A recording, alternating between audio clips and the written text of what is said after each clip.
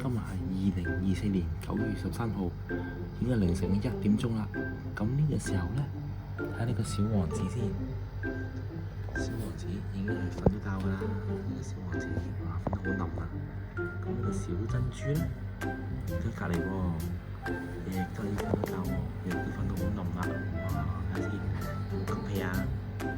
哇，跟住咁樣嘅，冇冚被啦。睇下小王子先，係啦，呢度小王子嘅情況就係咁啦。啊，冚翻被啦，係啦。好咧，根據呢個媽媽講述咧，咁上一個月咧就小王子咧係基本上每晚都喊嘅，但係到今個月開始啦，因為到9月咧，小珍珠已經返學啦，咁佢可能唔知係咪日頭咧喺學校都係好興奮啦，所以通常咧夜晚咧都係會喊下嘅，咁樣唔知點解爆喊嘅，可能喺學校玩得開心得滯啊，咁希望佢兩個都乖乖地啦，咁啊媽媽爸爸都舒服啲啦 ，OK？爸爸食啖先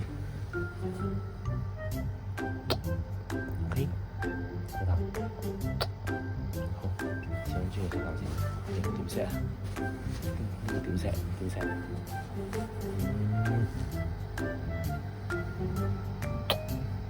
？OK，好，good night。呢個小王子，好 OK。好，媽媽去邊呢？媽媽去洗手間。好，good night。